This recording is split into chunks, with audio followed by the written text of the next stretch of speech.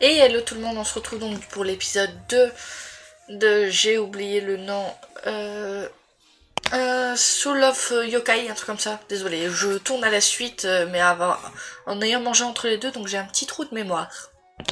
Donc du coup, let's go. Alors vite fait, j'ai eu un message parce que je parlais à une personne qui jouait juste avant pendant que je mangeais. On m'a dit qu'il fallait faire les petites vidéos et le mini-jeu ici pour pouvoir ici échanger contre des diamants, enfin les rubis qui auront une importance dans le jeu. Donc j'en ai eu 120 et quelques, je ne sais plus, qui m'a permis d'en racheter 20, j'en avais que 20. Donc voilà, je vous dis vite fait, c'est normal que j'en ai 40. Vu que, avant que je tourne ce deuxième épisode, une petite discussion m'a aidé. Donc continuons. Par contre pour ça, j'espère qu'il faudra pas mettre de l'argent, puisque j'ai vu que quand tu vas là, les tickets sont payants. Donc j'espère qu'on en aura un gratuit tous les jours ou un truc dans le genre. Il faudra que je vois comment ça se passe. Continuer.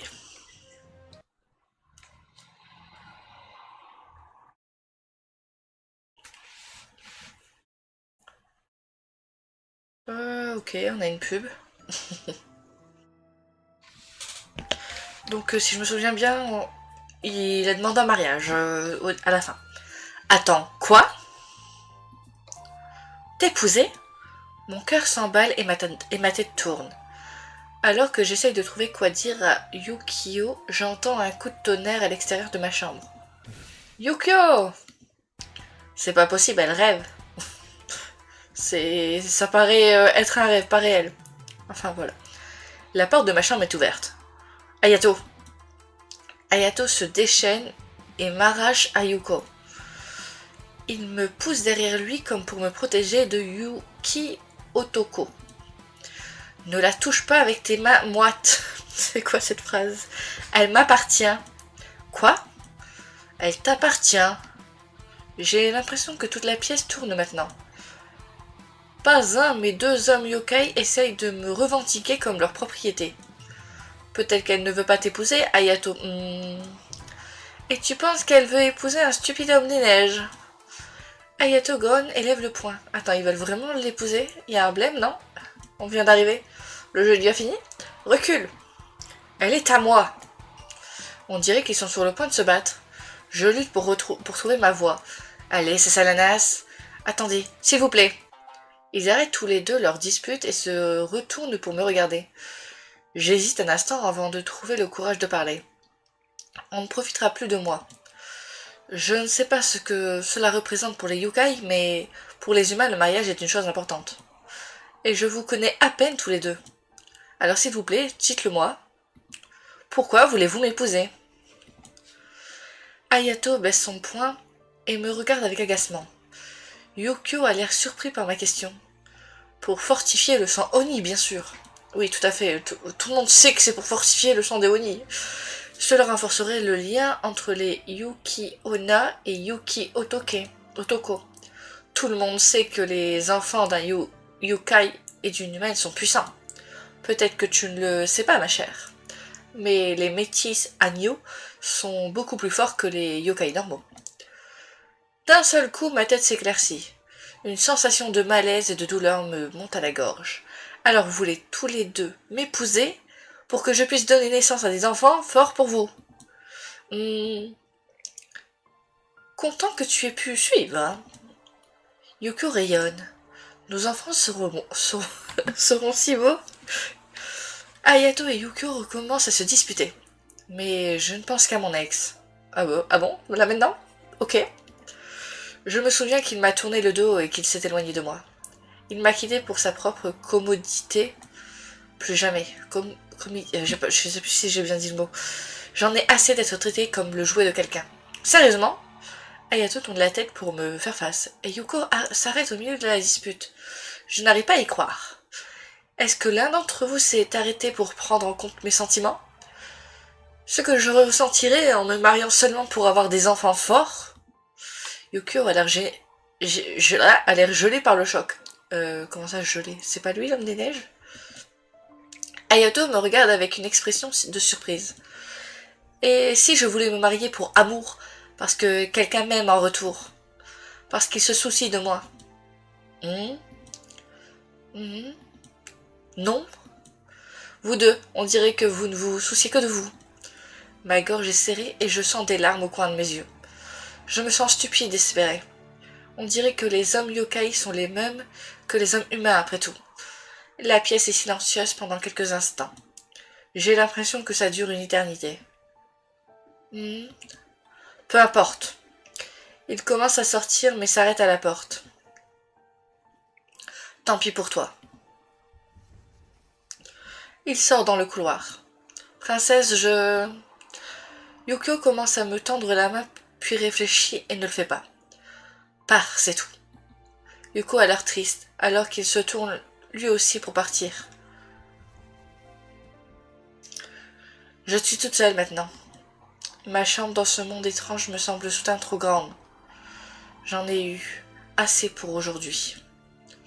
Je m'occuperai de tout demain. Pour l'instant, j'ignore la piqûre des larmes dans les yeux et je vais me coucher. Il y a des phrases, je les comprends pas trop. Je me réveille en me sentant fraîche. Il y a du givre sur la porte qui relie ma chambre à la cour de l'auberge. On sait qui est là. Cela ne peut que signifier. Je l'ouvre et je trouve Yukio, assis dehors. Sa peau impeccable brille légèrement comme la neige fraîche au soleil du matin. Il sourit quand il me voit. Bonjour, princesse. Je ne peux pas m'empêcher de remarquer que son sourire charmeur semble tendu. Yukio? Les événements de la nuit dernière me reviennent en mémoire. Je sens revenir la douleur sourde dans ma poitrine. Je me détourne de lui. Attends, je t'en prie.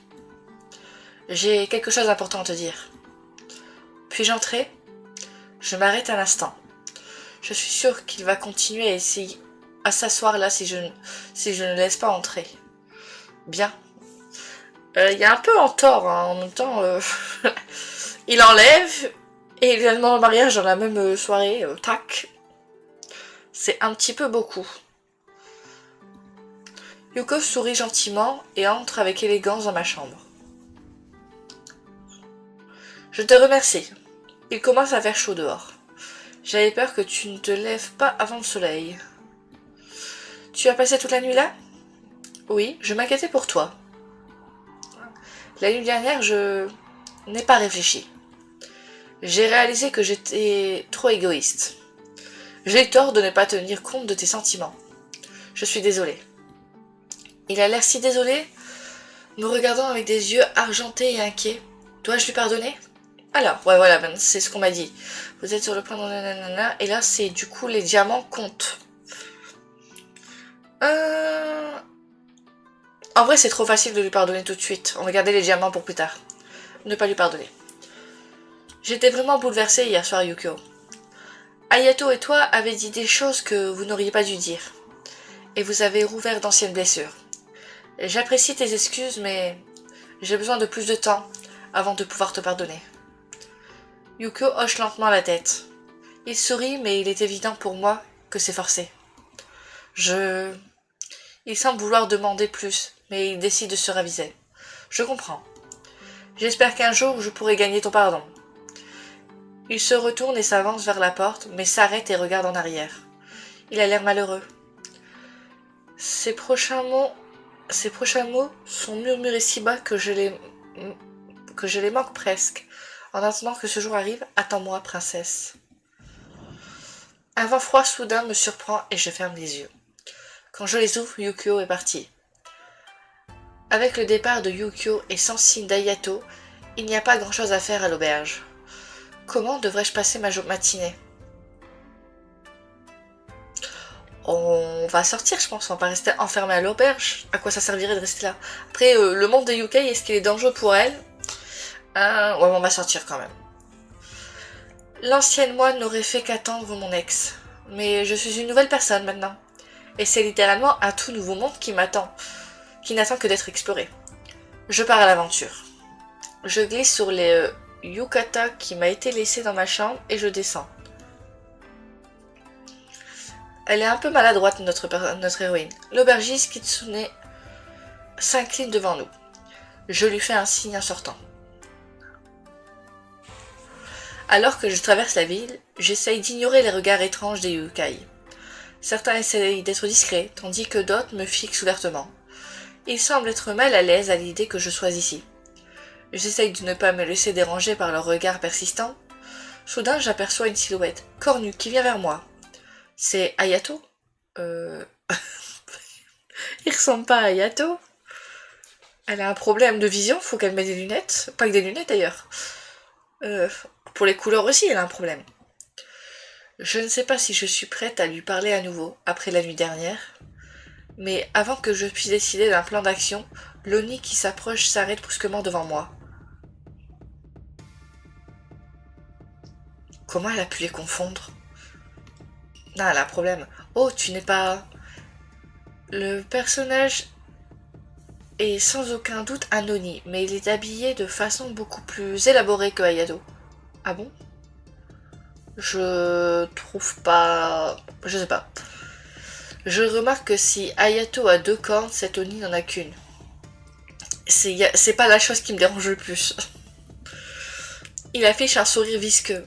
Franchement, c'est juste la corne qu'elle arrive à remarquer que c'est pas la même chose. Non, il y a plein de détails qui font que c'est pas les mêmes personnages. Elle a un problème, notre Fifi. Hein? Qu'est-ce que c'est?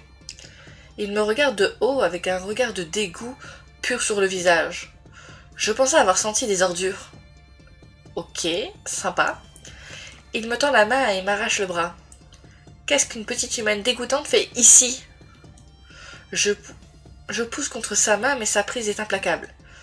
Hé, j'ai été invité ici. Lâche-moi. Invité? Il rit cruellement et enfonce ses ongles dans mon bras. Malgré la douleur, je m'efforce de ne pas crier. Quel est son problème? Ce n'est pas un endroit pour des ordures humaines comme toi. Si tu ne disparais pas de ma vue immédiatement, je ferai en sorte de ne plus jamais revoir ton sale visage. Avec un sourire narquois, il lève la main vers moi comme s'il allait frapper. Ça sent le voici. J'ai besoin de... Mais avant que je puisse faire quoi que ce soit, quelqu'un saisit la main de l'Oni. D'un coup sec, Onimaru est repoussé loin de moi. À quel moment on sait qu'il s'appelle Onimaru? Franchement, je veux bien, c'est un Oni, mais à quel moment il nous a dit qu'il s'appelait Onimaru? Il y a vraiment un petit problème. Ok. Voilà, on a encore des points d'interrogation là, mais on sait qu'il s'appelle Onimaru. Il y a un problème. Qui ose? Mais dans l'épisode 1 aussi, il y a un moment, ça m'a dérangé les points. Karasu se tient à côté de moi et dévisage mon agresseur avec un regard meurtrier.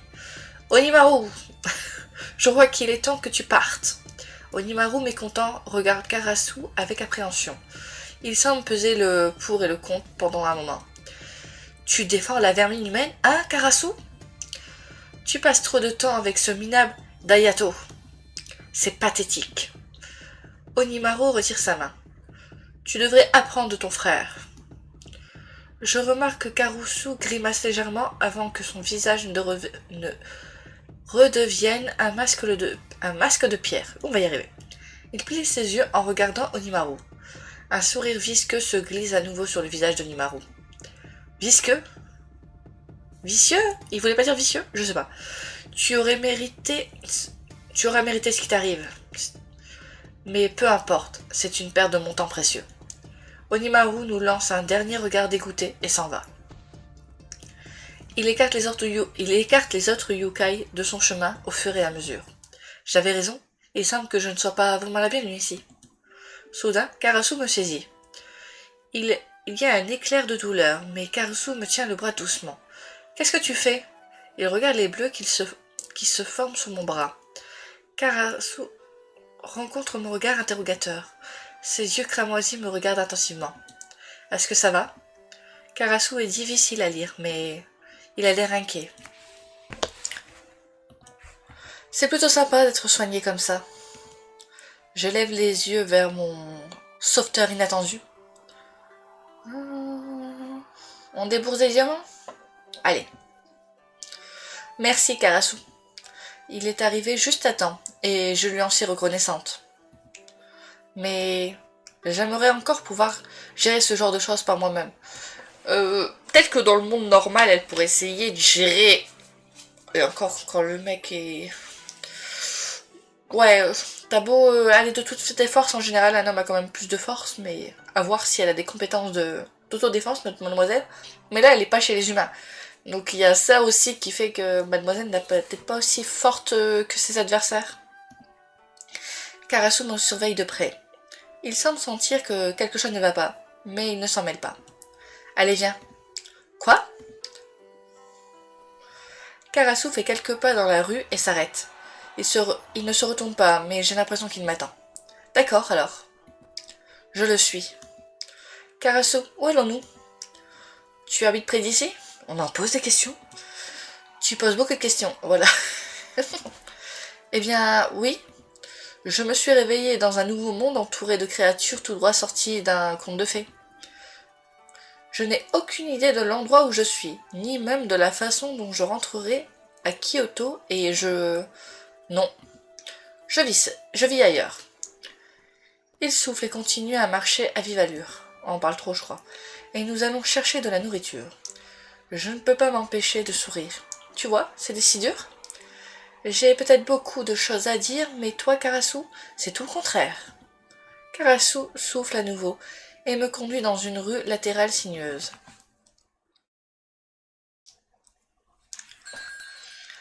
Nous atteignons le sommet de la route escarpée et arrivons à un salon de thé. Un maneki-neko se dandine pour nous servir. Le chat porte un plateau de tango et 2 tasses de thé vert. Mais nous n'avons rien commandé. Ils savent ce que je veux. Je prends une gorgée de mon thé vert. Oh, c'est délicieux. Karasu fait un signe de tête en terminant sa 2e brochette de tango. Tu dois partir. Je manque de m'étouffer avec mon thé. Quoi? On vient d'arriver. Il me regarde pendant un moment. Du monde et yokai, tu dois partir. C'est très dangereux ici. Tu l'as vu toi-même. Ah, tu veux dire avec ce méchant Oni tout à l'heure? Onimaru a l'air d'un enfant gâté, mais il est puissant. Sa famille est riche. Il est capable de s'en tirer malgré ce qu'il fait. De très mauvaises choses envers les humains. Le regard de Karasu est sévère. Mais pourquoi? Pourquoi Onimaru et tant d'autres yokai ici détestent-ils autant les humains? Il finit son tango et croise les bras. Il les déteste, c'est tout. Certains yokai détestent tellement les humains qu'ils leur font du mal sans réfléchir. Il prend sa tasse de thé. Karasu agit froidement, mais il m'a donné ce sifflet. Et il m'a sauvé d'Onimaru. Sans compter que nous sommes ici pour une sorte de rendez-vous pour le thé. Hein? Il l'a sauvé, il n'y a pas de rendez-vous. Il y a eu pitié d'elle. Karasu? Et toi, tu détestes aussi les humains? Karasu finit son thé et pose la tasse sur la table, avec un bruit sourd. J'ai du mal à lire le visage de Karasu, mais je peux dire qu'il n'est pas heureux. Je suppose qu'il ne veut pas en parler. Eh bien, c'est peut-être dangereux d'être ici.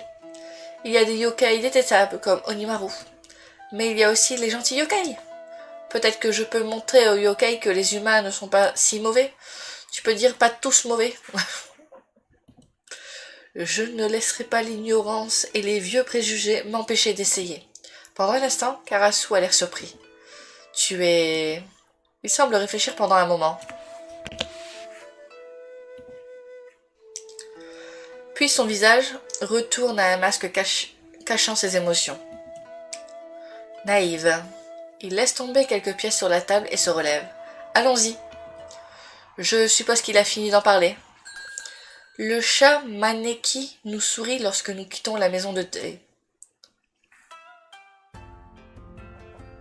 Je suis Karasu jusqu'à la rue principale. Merci encore, Karasu, pour m'avoir sauvé tout à l'heure et aussi pour le thé et les collations. Karasu fait un signe de tête. J'en avais vraiment besoin. J'ai passé un moment difficile hier soir avec Yukio et Hayato. Karasu lève un sourcil et fronce les sourcils.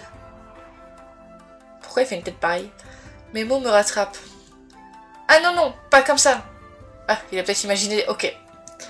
La vérité c'est que... Hier soir, Hayato et Yukio m'ont demandé en mariage. Tous les deux, en même temps. Karasu me regarde fixement pendant un moment. Il lève la main pour se frotter les tempes. Il a l'air un peu pâle. Je crois qu'il ouais, il s'attendait pas à ce qu'il soit aussi... comment dire, imprévisible ces deux-là. En une soirée demander autant de choses. C'est ridicule. T'as vu? Enfin, quelqu'un qui comprend. C'est impossible. Enfin, je ne sais pas si c'est impossible, mais c'est parfaitement fou. Les humains et les yokai ne peuvent pas se marier, parce qu'ils ne peuvent pas coexister. Oh!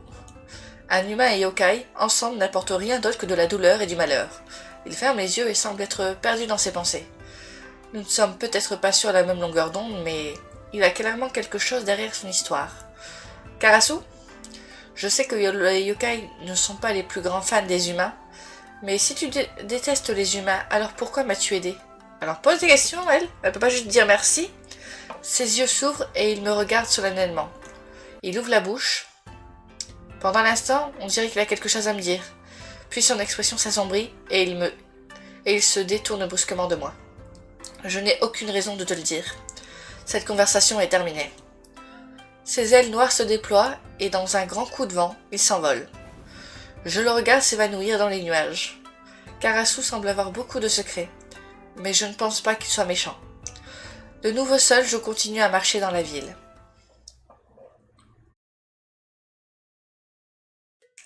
Je trouve une rue qui semble être un peu plus sombre que les autres. Elle est éclairée par la lumière d'innombrables lanternes rouges flottantes. De si belles lanternes. Je vais vérifier. Un yokai, également vêtu, me regarde avec curiosité lorsque je marche dans la rue. Il sourit malicieusement, derrière des éventails décorés. Soudain, j'entends une voix familière. « Allons, allons, mesdames. Une à la fois, s'il vous plaît. » Ah, ok. Il nous appelle princesse, il nous demande en mariage et il est déjà entouré de 1 million de madame. Il a peut-être pas aimé qu'on lui dise qu'on lui pardonnait pas. Je me tiens sur la pointe des pieds pour voir de l'autre côté de la rue. J'espionne Yuko, entourée d'une foule de filles. Oh, Yuko. Je t'ai fait cette boîte à Bantos. Bento. Je me suis dit, qu'est-ce que je raconte? À Bento, s'il te plaît, prends-la. Yukio, ce foulard est pour toi, je l'ai fait moi-même. Mesdames, vous êtes trop gentilles et trop belles. Je regarde Yukio accepter une pile de cadeaux des filles qui gloussent. Ah, il a touché ma main. Yukio, tu es si beau. Non, je ne suis rien comparé à la beauté de mes princesses. Ah ok, il appelle tout le monde princesse en fait. Les filles queen et continuent à flatter Yukio pendant qu'il rit. Je suis divisée sur ce que je devrais faire. Bon, j'ai envie de dire la 2. Laissez le coureur de jupon tranquille. J'ai du mal là. Hein? Je vois. Une douleur que je commençais à peine à oublier revient dans ma poitrine. Donc ce n'est qu'un coureur de jupon après tout. Je repousse la douleur dans mon cœur et décide qu'il est temps de rentrer. Au moment où je me retourne pour partir, Yuko m'aperçoit, dans la foule. Pendant un moment de tension, nos regards se croisent. On finit toujours sur lui? Ok. Oh, on a des petits écrans différents. Du coup, on va s'arrêter là pour l'épisode 2. Du coup, si je veux recommencer le chapitre, ça coûte 1. Mais ouais, je sais pas pourquoi recommencer le chapitre, parce qu'en vrai, on n'a pas d'illu et on n'a pas de zone de machin. Pour l'instant, je vois pas de zone avec ces messieurs. Voilà pour l'épisode 2. Merci à tous d'avoir été là. À la prochaine. Allez, ciao.